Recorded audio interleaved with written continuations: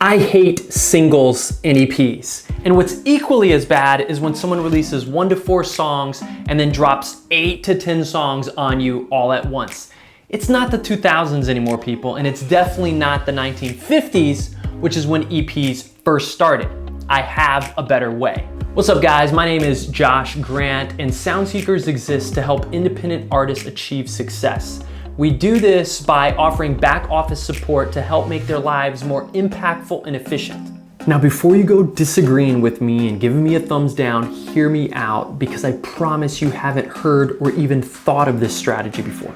But I have a big disclaimer. This is most helpful for new artists, but honestly, it should probably even be used by artists with even 1 million monthly followers on Spotify. Just saying. Now, in this video, I want to cover 3 things. First, give you the technical definition of what is a single, an EP, and an album. Give you the music industry's uses of singles, EPs, and albums.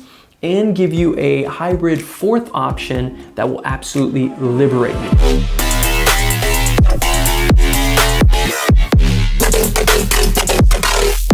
To be clear, the only reason why I'm hating on singles, EPs, and albums is because the distribution and the strategy behind them, not really because of the art. Because art, I love albums. I got a bunch right here. Maybe we'll get into some of these. But for now, let's break down these 3 definitions of what is a single, an EP, and an album. All right, first up, definition of a single. One release that contains up to 3 songs, cannot exceed 10 minutes of total runtime. Now let me tell you the hidden purpose behind a single. It's just an attention-grabbing mechanism to make you spend $10 to $20 to buy one of these. And if they think that releasing more singles will make you buy more of these, then they'll release more singles. But now the question for you is, if people aren't spending $10 to $20 to buy these from you, then why are you releasing singles? Seriously, think about it. Why are you releasing singles? Moving on. Definition of an EP. Shorter than a full album, usually contains 4 to 6 songs, maximum runtime is 30 minutes, no longer, average length 3 songs. Now let me tell you the hidden purpose behind an EP. If the label didn't want to spend more time or money, they drop an EP. Either to make the artist feel like they're getting something released, or in most of the cases, the album's selling so well that if they take some of the songs that were already previously recorded that didn't make the cut of the album and just throw them on an EP and release that, they can make more money. Stick with me here. You need to know this stuff, or you need to be reminded of this stuff. Definition of an album up next. An album is a collection of recordings issued as a single item. Must consist of at least 7 songs. Must total at least 25 minutes of runtime. However, Spotify says that it needs to be 30 minutes of runtime and 7 songs. Just so you know. Now let me tell you the hidden purpose behind an album. Ready? To make money.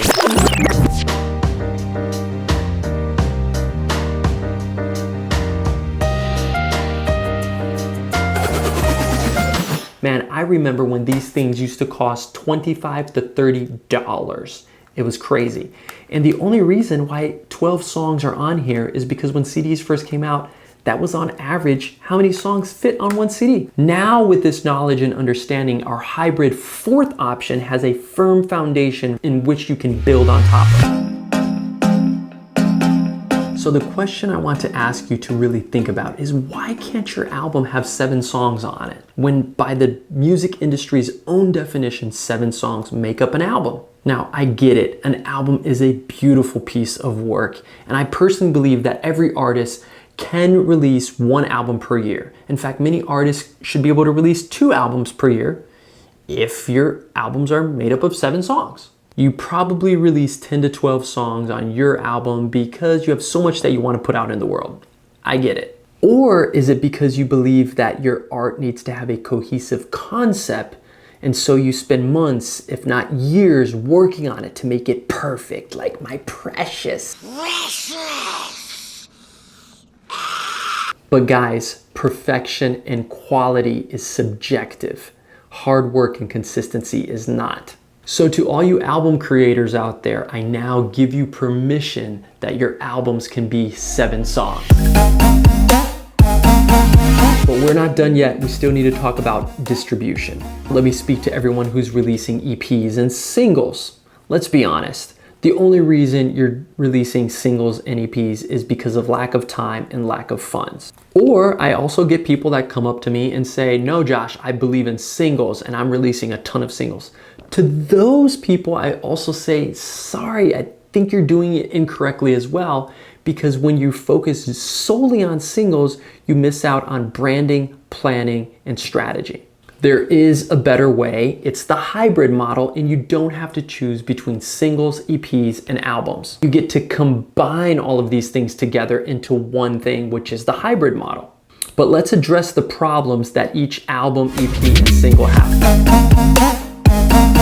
First, the album. When you're planning an album, you risk becoming irrelevant because you take too long to put out anything. It's also harder to keep deadlines, similar to procrastinating to turning in that high school paper back in high school, and your attention becomes divided and you don't become a good storyteller. Now, the problem with the EP strategy release is that, like we mentioned before, time and funds. And so you're scrappy and you just put out an EP anyways, and then you hope to showcase your style and your range. Problem with that is that all the current platforms, as well as people, many times overlook EPs because they think it's just one song. Lastly, the problem with the single release strategy is that people focus so much on music and they forget to take people on a personal journey. There's no climax, there's no conclusion to their story. All right, this is it, the hybrid strategy, and this addresses all of the problems that we just talked about. I know we will have to make a video probably going into in-depth just about the hybrid strategy, but I'm going to try to make it as simple as possible and break it down for you. Here we go. Release 6 songs over 6 months, maybe even 7. Then on month 6 or 7, when your complete body of work is released, it features your 7th track on it. In this manner, your work will actually reflect your life over the last few months, as opposed to you trying to write a banger. Now, I know this probably doesn't seem too groundbreaking for most, but you'd be surprised, like slim to no artists are doing this.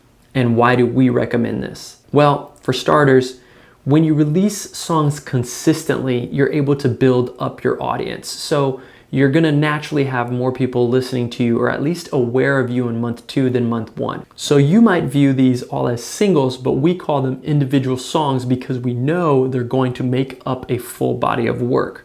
That's when you win the first time. Now, how you win the second time in pushing these concepts together is when afterwards, when it's a full, complete body of work of 7 songs, you win on the album front, because Spotify categorizes its music as either albums or singles. There is no category for an EP, unfortunately. And even if it did, it still wouldn't tell you how many songs were in that EP, because EPs can range in so many different sizes. So when you release an album with 7 songs on it, it kind of closes that chapter in your life and you're able to then move on. That album gets placed at the top of your discography inside of Spotify. It just kind of helps people keep track and be organized of how you're releasing your music, and it helps you become a better storyteller. Your music will matter to more people when more people care about you. Also, TBYD. We've talked about it before. Tell before you do. This is only effective on month number 1. When you release your first song, you tell people your plan that you're going to be releasing 7 songs and completing a full body of work. Furthermore, people say, man, but Josh, when you release 7 songs, you're not giving them enough goods because there's not enough new content on there. The vast majority of people, by Spotify's very own stats, people are creating their own playlist and they're adding music to those playlists. When you try to give more than one song to people to listen to consume, they just lack the depth of it. They're not going to go all into it. And again, you're taking away from your storytelling ability to give each song the attention that it deserves. How do you want people to pay attention to your music when you're not even giving each song the same amount of attention as you give a single. I promise that this will give you the best of both worlds if you stick to this strategy, you remain consistent, you focus on giving every single one of your individual songs attention. You will engage more with your audience and become a better storyteller. All right, in closing, we want to hear from you. What is your favorite album? What album has taken you on a journey? Leave your comment below with what your favorite album is. And while you're doing that, ask yourself the question, why is it that I like this album so much? Just think about it. And until next time, this is your best friend that you didn't even know you had, Josh Grant. Peace.